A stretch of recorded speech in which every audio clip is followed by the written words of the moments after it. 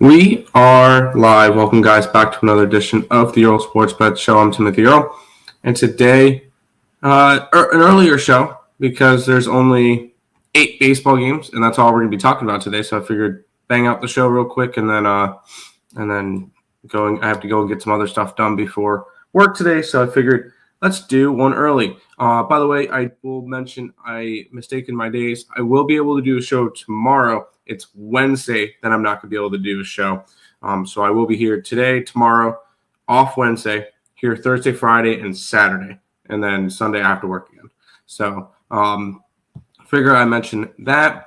But we'll go ahead and get into it. But we'll look back at not just yesterday, but we'll look back at the weekend in general. So Saturday and Sunday, which was a good time. I was up 5.36 units. We'll look back at Saturday first. Yankee run line loser, Tigers run line winner, Tampa Bay money line winner, Miami money line winner, Milwaukee run line winner, Toronto run line ugly loser, the BC Lions loser, Nashville FC winner, Portland loser. Portland was soccer as well. Washington minus 2.5 in WNBA loser. UFC went 2-1. Hyder Emil was a loser, but Benil Dariush and Joshua Van were winners. San Diego in soccer was a winner. Washington was a loser. Then we go to Sunday. The under in the Cardinals game was a winner. The Toronto Blue Jays were a winner. The Atlanta Braves run line was a loser. Tampa Bay money line was a loser. The Pittsburgh Pirates were a winner. The Dodgers were a winner. Milwaukee blew it late. Atlanta Dream beat the New York Liberty. Sparks lose outright as 7.5-point favorites. The under hits in the Aces game. 3-1 weekend in the CFL because the Argonauts won over Ottawa. The over hit in the Connecticut-Minnesota game. The Detroit run line in Sunday Night Baseball was a winner, but Seattle gets absolutely blown out by Golden State. It was a good weekend. I think I've been profitable. Friday was a loser, but the previous 3 days, so I think it's like 5 out of my last 6 days have been profitable. So on a nice little run. I already have one play in for today. I put it in last night. But other than that, all the other games we're going to cap it together as we go. But we'll go ahead and jump into it in just a second. Get to track that. Bam, bam. Oh, nope, I wanted that. I didn't want that number to be like that. Because it's not 7.5, it's an 8. Cool. We'll go ahead and start off in Philadelphia, where the Phillies are hosting the Padres. The Phillies are minus 210 with a total of 9. Waldron taking on Wheeler. Waldron has not pitched this year. He pitched 27 times last year, 26 starts, 7-11 record with a 4.91 ERA last year. Unfortunately, no stats to go off of this year. I believe he's coming off of an injury, because I definitely think he would have been in it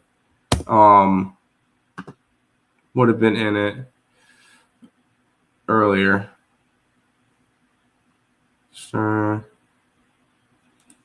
Enters the rotation. They got a call up from AAA. I'll be joining. Okay, yeah, my bad. He did not join the team, so he has been pitching in AAA. So that's interesting to see. But no stats in the MLB yet this year. On the opposite side, you got Zach Wheeler, who has been one of the best pitchers, most consistent pitchers, pretty much since he left New York, which is bullshit. But 16 starts, 7-3 record, a 2.45 ERA in 99 innings this year, 27 earned runs, 25 walks, and 126 strikeouts. He's been pretty insane. Pitching advantage 100% towards the Philadelphia Phillies. Both teams are facing righties, where the Philadelphia Phillies and the San Diego Padres are both tied at 103 WRC plus versus right-handed pitching. So both of them, no hitting advantage for either side. Pitching advantage towards Philly. I want to look at line movement first, where It opened up at 210. It stayed at 210. It opened up at 9 at minus 110 for the over. Now it's 9 at even money. So 10-cent line movement towards the under. No line movement towards the Phillies at all. It kind of makes me want to look towards the San Diego Padres. I'm not going to. And all the money's coming on the under, so it makes sense why. Well, yeah, I guess it makes a little bit of sense why it's moving under. But I'm going to end up staying off this game unless, hold on, let me look at Philly number for something. Phillies have actually been a heavy under team. They've gone under in 6 out of their last 7. I'm going to take the under to start the day. I have a feeling it might be a really nice pitching day. What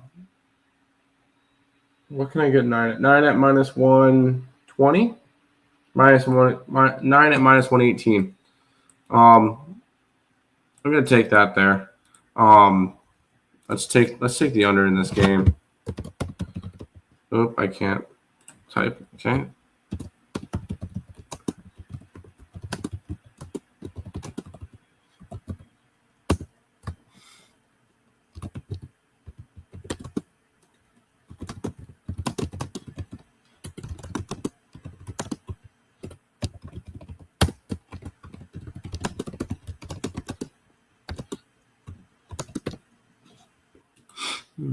There we go. Under to start the day.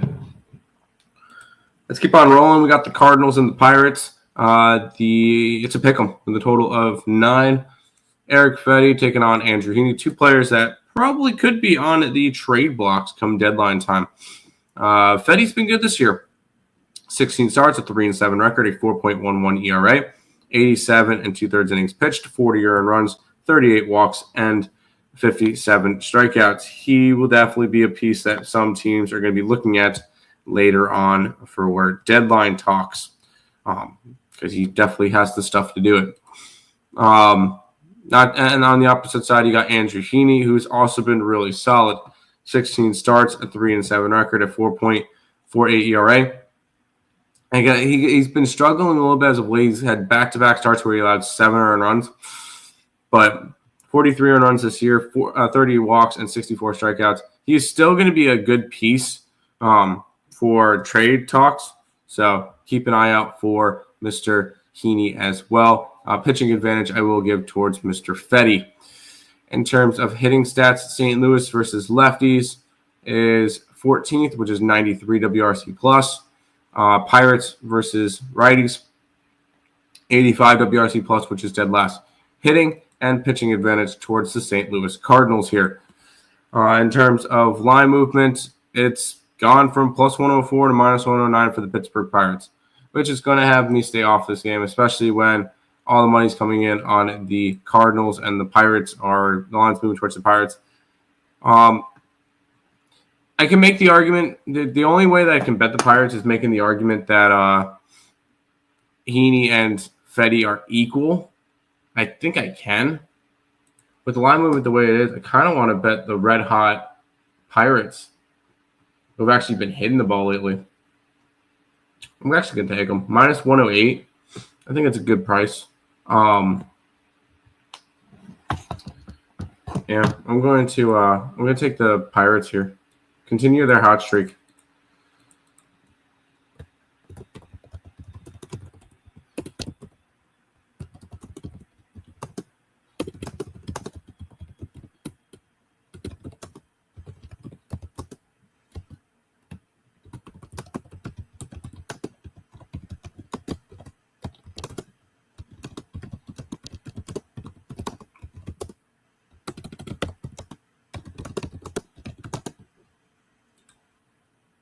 Pittsburgh money line. Let's roll. Let's keep on going. We got the New York Yankees and the Toronto Blue Jays. The Yankees minus 135 with a total of 8. Carlos Rodon taking on Max Scherzer. Rodon this year, 17 starts, 9-5 record, a 2.92 ERA, 101 2/3 innings pitched, 33 earned runs, 34 walks, and 119 strikeouts. Solid, really, really good this year, Rodon. The Yankees are lucky that he's having a great year. On the opposite side, you got Scherzer, who is coming off of his second start of the year. He started twice. One of them was in March for his opening day start. The other one was July 25th, so 5 days ago, where he allowed 3 earned runs, 3 walks, 6 hits, 4 strikeouts, and 5 innings. So I guess he looked okay, but nothing crazy. But this is, once again, Scherzer coming back from being injured for a while.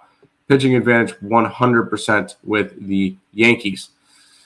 Look at hitting stats. Toronto against lefties, 6th in baseball, 112 WRC plus. Yankees versus righties, 109 WRC plus. 119, sorry. So hitting and pitching advantage with the Bronx Bombers in this one. In terms of line movement, has not moved the Yankees' way. Opened up at 150. It's gone down to 135, which is going to be the reason why I'm going to stay off this game, because all the money's coming in on them and the line's moving that way. If hitting advantage or pitching advantage was equal for something, if they were equaled out 1-1, I'd be on Toronto here, because Yankees have both the hitting and pitching advantage, and Toronto's has the line movement. I'm going to end up staying off of this one. Happy Monday. How are you, Tim? Doing well. Have a nice little run, making some money. Number 1 on the Picks and Parleys website. So I can't complain. Hey, Coyote. I had a good weekend with Astros shut out the Cubs. There you go. This one's going to be the must-watch game today. Chase Burns and Garrett Crochet. Whew, this is going to be a lot of fun. The Red Sox are minus 167.5 is your total. I will say I got an 8. The only reason why this is the only game that I had pre-bet, because I did a free pick video for it last night. I have the under. Chase Burns has made 1 start this year, where he allowed 3 earned runs, 6 hits, and 8 strikeouts against the Yankees. He looked good. A couple of bad pitches, and that kind of gave up the runs. I'm not really worried about a 5.4 ERA amongst 1 start. On the opposite side, you got Garrett Crochet, which, as I mentioned in my free pick video last night, if there wasn't a guy named Tariq Skubal, he would be winning the Cy Young with ease. Honestly, I feel like he would be winning the Cy Young in the National League right now. 17 starts, 7-4 record, 2.06 ERA, 109 and a third innings pitched, 25 earned runs, 31 walks, and 135 strikeouts. He will be taking over the strikeout leaders for this year once he starts. Tariq Skubal took it over last night. I think he needs like 3 or something in order to take it back. So I expect that to happen.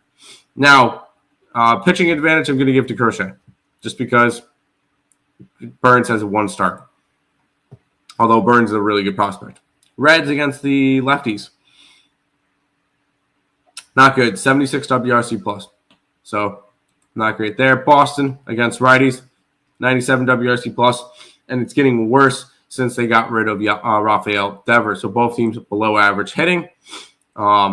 This is your 1 interleague game. Line's gone from 8 to 7.5. That's why I'm happy I was able to get an 8. I do lean towards Cincinnati, though, considering that the line's gone from minus 185, minus 190 area for the Red Sox down to 160. And that's concerning because more of the bets are coming in on the Red Sox. So it would be a lean towards the Reds as well. But this one's going to be an under 8 for me. ESP's biggest fan with a $1.99 donation. Maybe not the biggest fan, but I do appreciate the donation, dude. By the way, you're a couple dollars off of being able to become a member and get all of the and get the card for tonight. But you're good. I appreciate the donation, dude. Yeah, I know we've been whatever. Just try to be more positive. Try to be more positive. But I appreciate the donation. Any parts for baseball tonight? Yeah, that's what I'm talking about right now. Red Sox were such a disappointment. I agree. The Red Sox have been a disappointment this year. I thought they were going to be a lot better. Hey, I'll take that one on the chin. I was wrong on them. I was wrong on the Orioles. I was wrong on the Diamondbacks. I thought the Diamondbacks would be a lot better. Who else was I wrong on? I was wrong on the Rays. I thought the Rays were going to be bad. You know what? Let me just say I was wrong on the entire American League East. There you go. I was wrong on the entire American League East. I was wrong about the Nationals, who are currently sitting in last place. I was wrong I was wrong about who else? I was right on the Colorado Rockies. I was wrong on the Tigers, and I was wrong on the Royals. And I was wrong on the Rangers and the Athletics. But I know that I obviously futures in the beginning of the year are not easy. They're not. They're not easy. And you know what? It's bad year for futures for me. It is what it is. Don't want the card, you need criticism. Apparently I do. Although most of your criticism is that Nick needs to come back, which he's not. But I appreciate the donation, dude. I do. Yeah, I was wrong on the Red Sox also. Same on the Guards. Futures were rough for me. Yes. Yes, they were. Angels cost me a bag. Last night? What did they do last night? Or yesterday in general? Am I going crazy? Where's the Angels? Oh, they lost to the Nationals in extra innings. That's rough, dude. Let's talk about the division rival of the Angels, and that's the Oakland Athletics, which, I was wrong on that one. I'm happy I ended the experiment. Although the player props were good. The player props were profitable. The money lines were not, and the team totals were slightly. But I just decided because Athletics money line kept going up on the site, and I decided to cut that off. Lopez versus Rasmussen. 11 appearances, 7 starts for Mr. Lopez, Jacob Lopez, 2-4 record, a 3.56 ERA, 43 innings pitched, 17 earned runs, 17 walks, and 55 strikeouts. He's been a interesting piece because he's not anything crazy good, but I mean he's been getting the job done. On the opposite side, you got Rasmussen, who is the ace. I strongly believe he's the ace of the staff. 16 starts, 7-5 record, a 2.45 ERA, and 84 and a third innings pitched, 23 runs, 20 walks, and 72 strikeouts. He has been really, really good this year. Pitching advantage, 100% Tampa Bay. Now, they're both, Tampa Bay's facing a lefty. Tampa versus lefties is, I thought they were up higher. 15th, 93 WRC plus. Here's where the Athletics can actually do something, where the Athletics versus righties are 16th, 101 WRC plus though. So hitting advantage towards the Athletics in this one. The line has gone from 180 to 165, so the line's moving towards the Athletics. With a bunch of the money coming in on Tampa, I might actually be betting the Athletics today. Now, I'm going to stay off of it. It's a strong lean towards the Oakland Athletics, but I'm not going to pull the trigger today. Yeah, as much as I would love to, I'm not going to pull the trigger on that one. Lean that way, pass. Yes, I'm still working at Costco. Yeah, spot in the 11th. I like this game. First 5 under. I kind of like I don't hate it. I don't hate that option. I mean, first hell yeah, dude. Let's keep on rolling. We've got the Baltimore Orioles and the Texas Rangers. The Orioles it's a pick 'em with a total of 8.5. We've got Rogers and Corbin going at it today. I'm just checking. Coming out. In terms of Rogers, he came over in the trade. I still think that was an awful trade for Kyle Stowers and for Connor Norby. He's made 2 starts this year, a 3.12 ERA and 8 2/3 innings pitched. So he's got 3 earned runs in the 8 2/3 innings. So nothing crazy. 9 strikeouts. He really hasn't done much. Don't really expect him to do a whole lot, but can't really grade him there. Corbin he's been Corbin, 4-7 record, with in 14 starts with a 4.24 ERA. He's actually been kind of good for them this year, which is, you know what, good for Patrick Corbin. 76 in the third innings pitched, 36 earned runs, 23 walks, and 59 strikeouts. If the Texas Rangers continue to fall, I could see him being a trade piece, and they actually get something decent back for him. Pitching advantage I'm going to give towards Corbin. Both of them are facing lefties. Baltimore, awful, 73 WRC plus versus lefties. Texas, 74 WRC plus versus lefties. Both of them can't hit lefties for crap, which I'm going to probably end up putting me on the under. Let's see. Yeah, I'm going to end up being on the under. Lines move towards Baltimore. So I guess it would be a lean towards Baltimore as well. Baltimore is getting more of the money, so that makes sense. I'm going to be taking the under. So this will be my third under of the day. Can I get a 9 still? No, it's just 8.5. I can get 8.5 at minus 110. So under between the Orioles and the Rangers in this one.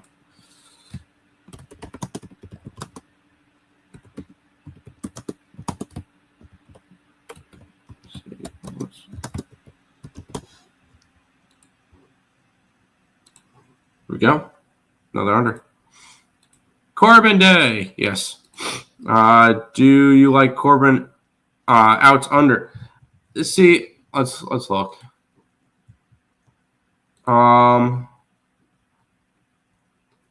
Corbin's been going, let's see, 5, 5, 5, 8, 5 and a third, 5 and a third. So, yeah, I mean, he's been going 5 innings. Although him saying 6, that number right there kind of tells me no, that I would want to go towards an over. But the fact that it's at 16 and a half, and he's been going 5, 5, 5, 5, 5, and I don't know. What do the bullpens look like? I'll be honest, I don't know. Baltimore's, they got lit up the other night, but their bullpen should be okay. What did Baltimore use yesterday for bullpen? Kramer went 7 innings, so their bullpen's pretty good. Yeah, don't worry about the O's bullpen. They only used 2 bullpen arms for an inning each yesterday, so they're good to go there. Texas has gone extra innings a couple of times. That's the one you're going to be concerned about. They used 5 pitchers yesterday. Castillo went 6. Oh, that's Texas. Sorry, that's Seattle. They used 4 pitchers yesterday. Leader went 6. Latz went 2 and a third. Jackson went 1 in the third, and Wynn went 2 innings. So they didn't really use a lot of bats. Don't fade Corbin, especially with the O's batting. I'm taking the under. I'm taking the under here. So, 2 games left. I know it's going to be a quicker show, but there's only 8 games today. Logan Webb taking on Ryan Nelson in this one. The Giants minus 130 with a total of 8. Logan Webb, boy, has he been great this year. 17 starts, a 7-5 record, 2.52 ERA, 107 and a third innings pitched, 30 earned runs, 23 walks, and 120 strikeouts. Logan Webb has been really good. And you know what? The Giants need someone like Logan Webb. So good for them. I'm happy that he's able to kind of keep it rolling. On the opposite side, you got Nelson, who has been a solid piece of this rotation, a pitching staff that has not been great this year. 17 games, only 7 starts, a 4-2 record. He's got a save, a blown save, 3.71 in 60 2/3 innings pitched. 25 earned runs, 21 walks, and 52 strikeouts. So he's been there. Keep in mind it's going to be more of a bullpen game, but he's more of a long reliever. But Logan Webb, 100% with the pitching advantage. Both of them facing righties. San Fran versus righties is 18th at exactly 100 WRC plus. Arizona, 119 WRC plus, which is tied for second with the Yankees. So hitting advantage with the D-back, so split 1-1. In terms of line movement, the line has gone towards the Arizona Diamondbacks from +1. The Giants went from -150 to -130. So line movement is going towards the Arizona Diamondbacks. And with more of the money coming in on them and everything, I understand that. And I'm going to be taking the D-backs today. I know it's scary to fade Webb, but if you're going to do it, it's got to be fading him on the road. I'll fade him on the road here. We're going to take the Diamondbacks, and I can get plus 130 for it.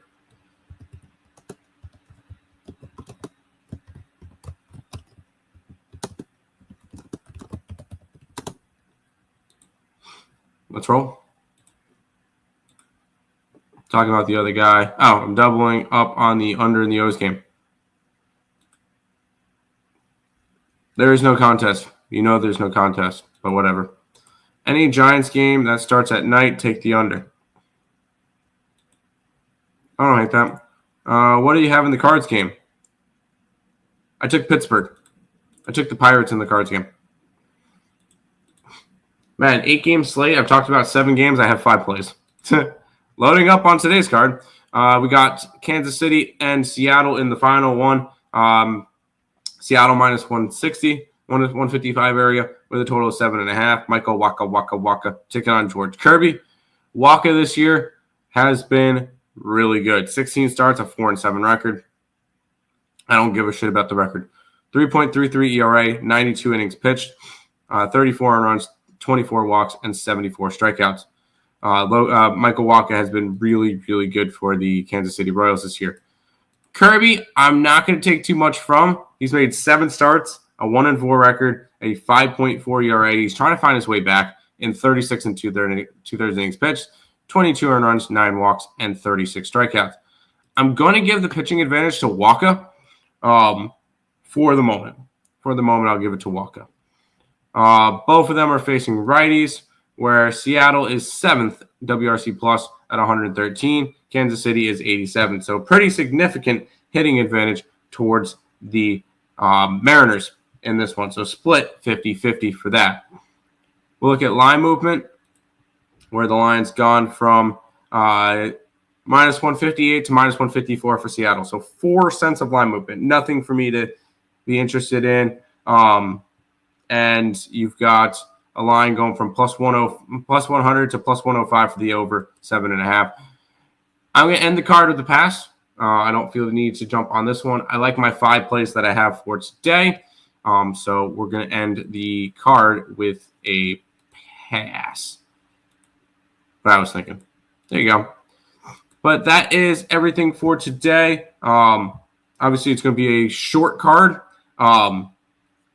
So only 5 plays on the site today.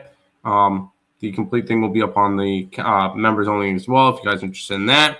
Number 1 capper on the picksandparleys.net website. We're almost back to even 500 with our record. 946 and 948 up 34-47.